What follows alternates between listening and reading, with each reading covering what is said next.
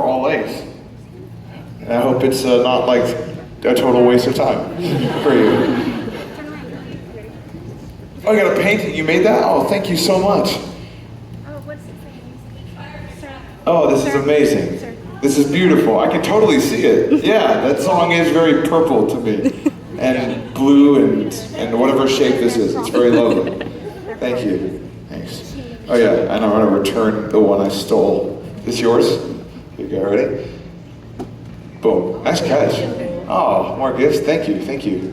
What do we have here? They're peach pits. She made them. They're oh, lovely. And they're crosses. Oh, this is amazing. It's for you, the band, and your mama. Thank you so much.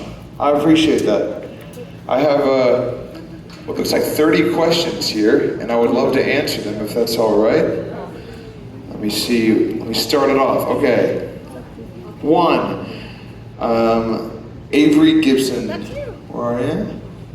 Right here, right here. Hi. I'm autistic and 10 years old. Do you find many neurodivergent kids connect with your music?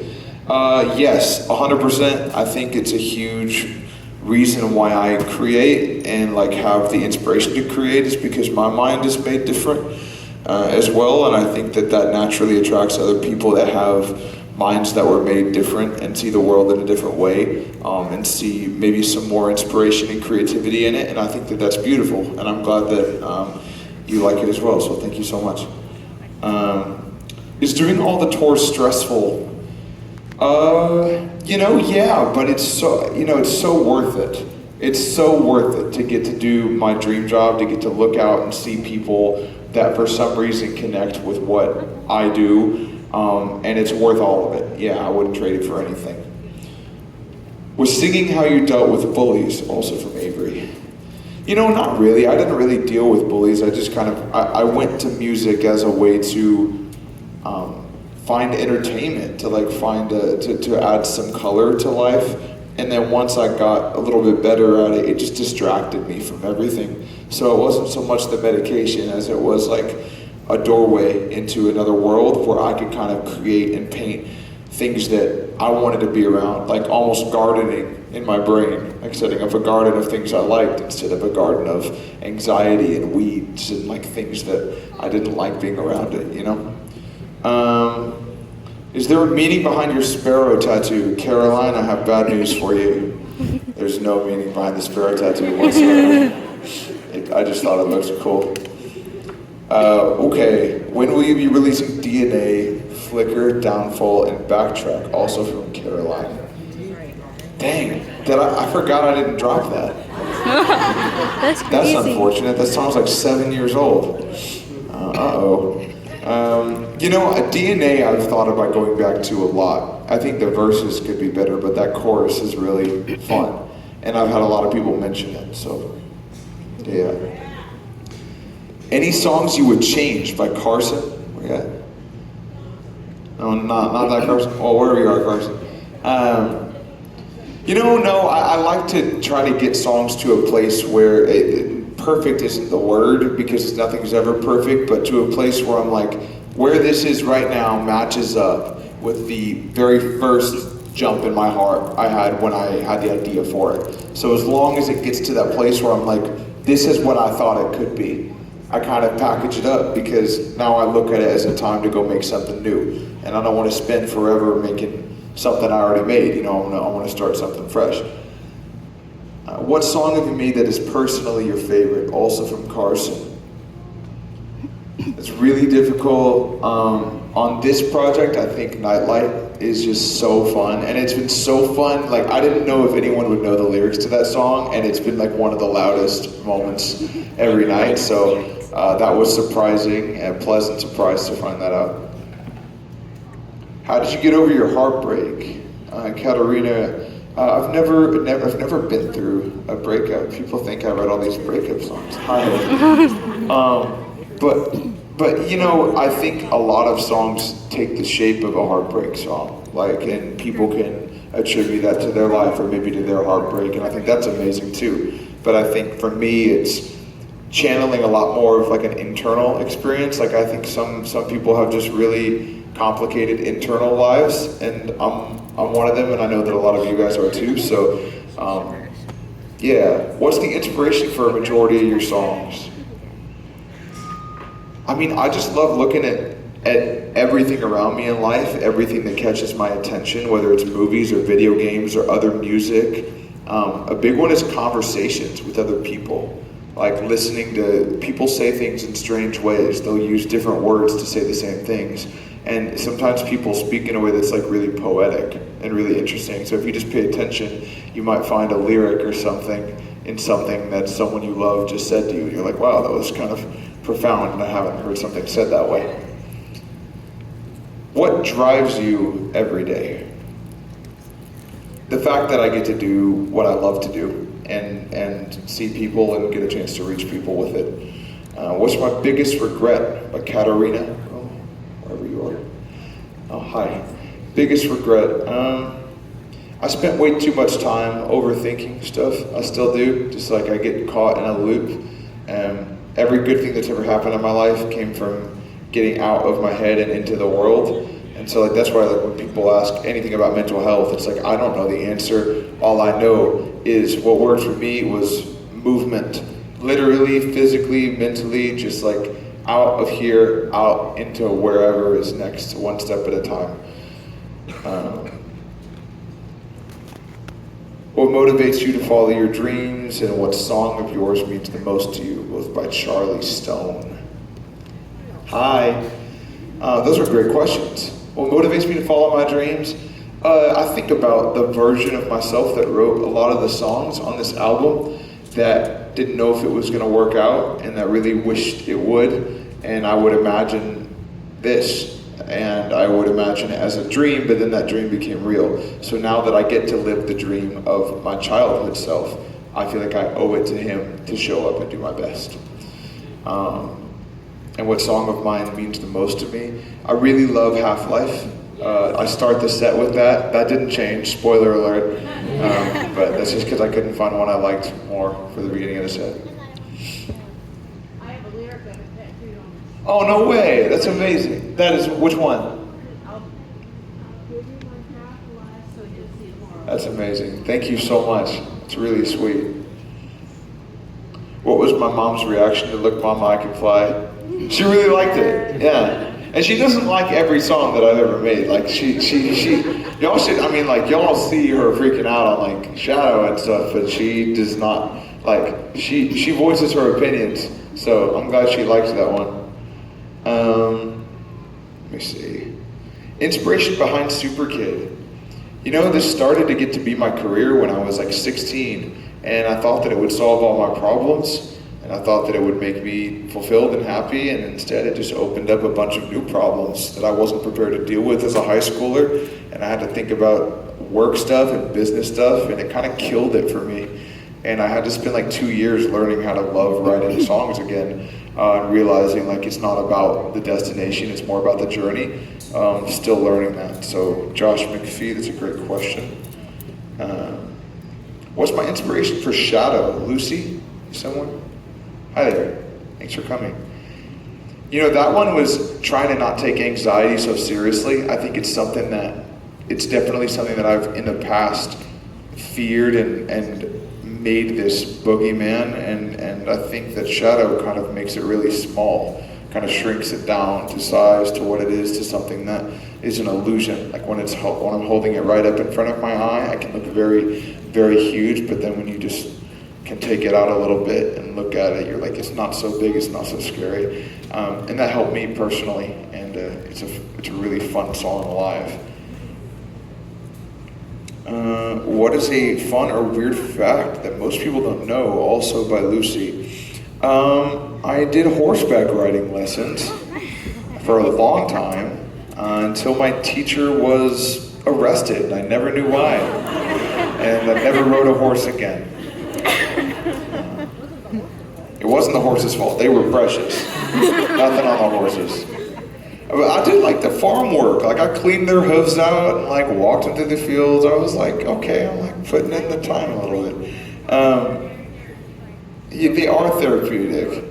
They're way cheaper than therapy too. Well, that's debatable. If they're yours, they're not. But if you're taking care of someone else's horse, which could be for free, it's like maybe you get paid for therapy. If you can give one piece of advice to a child who wants to follow their dreams, Madeline, wherever you are, hi. I would say you should not care what anybody thinks about you ever, and focus extremely, extremely intensely on the right things. Meaning, whatever it is you want to do, whether that's you want to be a doctor or you want to be an artist, there is a correct next step for what that is, whether that is learning a skill, gathering knowledge, or creating something that is new. And whatever time it is, you have to A, figure out what time it is. Is it time to learn or is it time to act? For you at your age, it's probably just time to learn. And then when it's time to act, you should, for years and years and years, focus on making something super unique. And then when you give that to people and you give it to the world, you give them value, right? And you can impart something to them, and then you fulfilled your purpose, and it's awesome. So, yeah, that would be my only advice. If you could perform one of your songs anywhere in the world with no limits, Madeline, how are you? Oh, same one. All right, cool. Sorry about that. That's really good. Look, Mom, I Can Fly would be super fun in Wembley Stadium. I don't know, but it's also going to be super fun right here at Center Stage in Atlanta. So, when you find yourself getting anxious or overwhelmed, what do you think about? And what calming techniques work for you? Breath work's cool. Walking is cool. And it's getting outside. I just like being outside. I spent my whole childhood and middle school and high school just inside in dark rooms and making songs hunched over a computer. And I walked out in the world for the first time when I was 19, 20, and I was like, oh, this is this is fine. This is you take a hike and there's a lot of walking is free, and a lot of the best things in life are free. There are great parks, libraries, just get out and experience stuff. With your autism diagnosis as a school-aged kid, what did you struggle with the most? Getting made fun of. People found out. Feeling as if it was difficult for me to focus on things. It was difficult for me to learn at the same pace for anything that didn't interest me deeply. So I would learn 10 times more than I needed to on things that I wanted to learn, and then I would learn 10 times less than I needed to on everything else, which was most other things besides history, basically, or English. And I think I got over that by realizing you don't have to be good at everything. You have to find what you're good at and leverage that and create things with it. And I'm definitely no good at calculus or trigonometry, and it didn't hurt my job. So, you just got to find what works for you. Shelby Taylor says, if you were to give a speech about yourself, what would your first sentence be? I would never give a speech about myself. That's super awkward. What would my first sentence be? I would have to think on that. I don't know. That's a really profound question. I guess it would be a TED Talk scenario, which I'm definitely not qualified for. I don't know. That's a great question. I'm not sure. What are some of your greatest influences by Shelby Taylor? I love Coldplay. I love Queen. I love John Bellion. I love J. Cole. And those are some of my. And Odessa. There's this EDM group, Odessa, that's pretty amazing. If I could spend a day with anyone at all, whether you know them or not, even if they're no longer around, who would you spend it with and what would you say to them? Stephanie and AJ. Hey guys, that's brilliant. That's a really good question. I really look up to Chris Martin from Coldplay, and I think he's got a cool way of still being inspired by music and the world, even though he's kind of been through a lot, been touring for 30 years, and that's super impressive. So I'd love to pick his brain. If you had a message for your 13-year-old self, what would it be? Also by Stephanie and AJ. Do not stop under any circumstances, and do not give up. What major life events had the most substantial impact on your music? I mean, kind of like, you all have profound life events that you can think about where you're like, I need to do something to get this out of my system or resolve this or find closure. There's a lot of the same things you guys have probably been through, like it's in its own way. It's internal struggles, it's relationship struggles, it's the way you were raised, sometimes your parents, whether they were amazing or it was really hard growing up. Like, I think there's a ton to unpack, and music helped me with that. How important is it going forward to keep your roots and your core values in your music and to inspiring people by the Cheeseman family? Right here. Hey guys.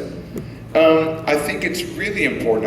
I think that I don't consciously think about staying to my roots. I just consciously think about trying to say things that mean something to me and then living my life in a way that, where I get up in the morning and I'm like, I'm doing my best and I'm following the path that I've been put on, and I'm not, I'm not betraying a really cool opportunity. I'm just trying to do my best. Okay, last few. When are you doing a Christmas album? That's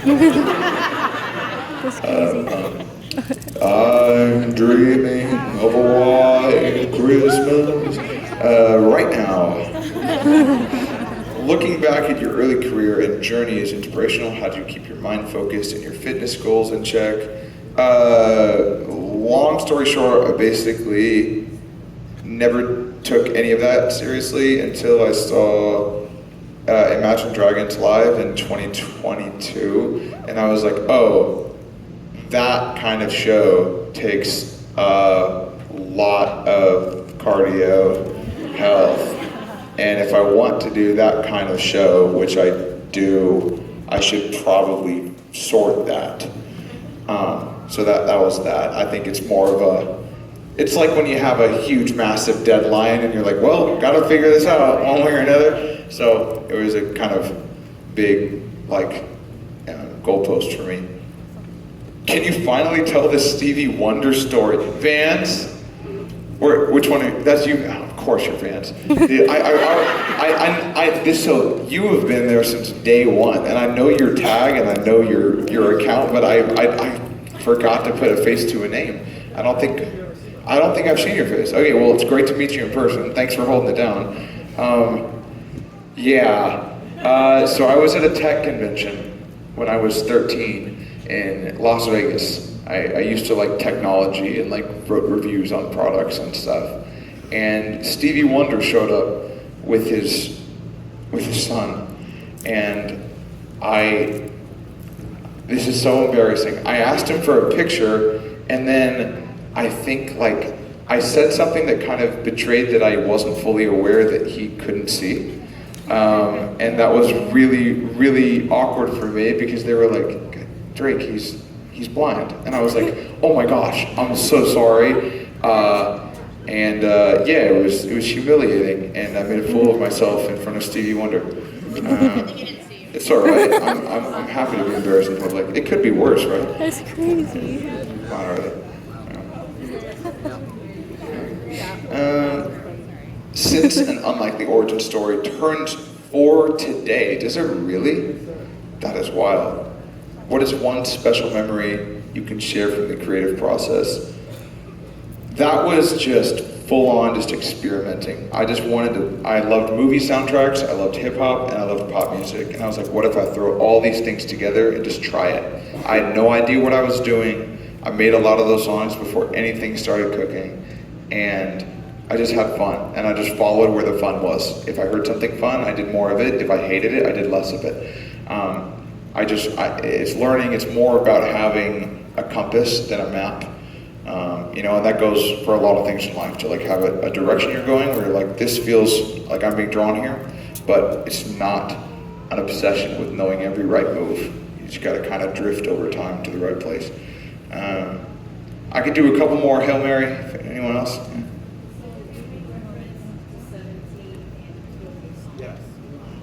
That's a great question, and someone asked that last night, and for the first time. So I'm glad you all noticed.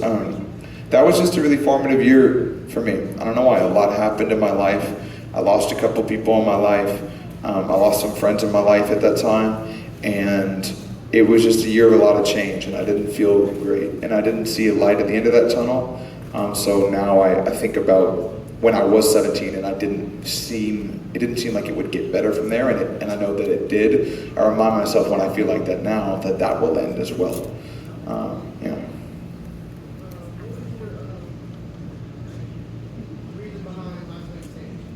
That was just a love song. You know, it was one of the simpler ones. Like, I hadn't written a ton of just straight up love songs that, you know, weren't about something internal, and it felt nice to kind of just make something for someone I loved.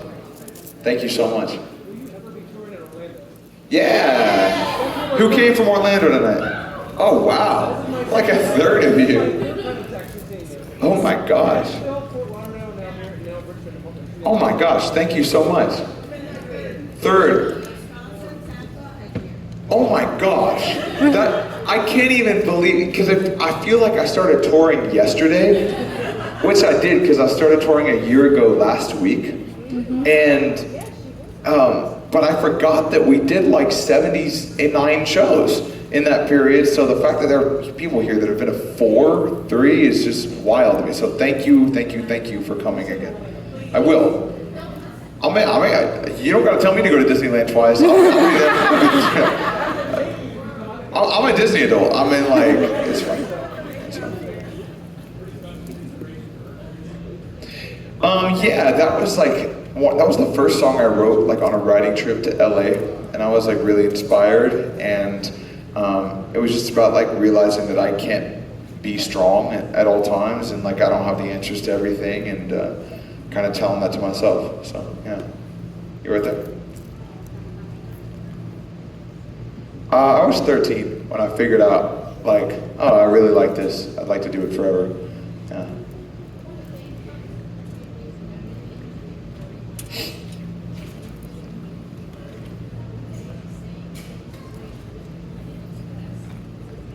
Thank you very much.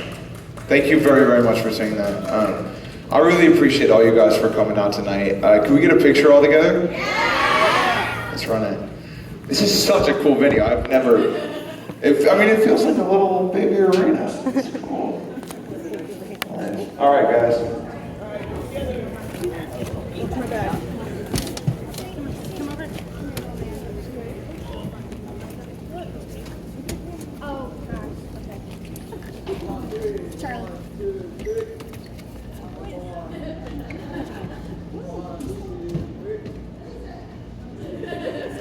All right, guys, thank you so much, and thank you for the gifts, and I'll see you in a bit. Oh, you guys on?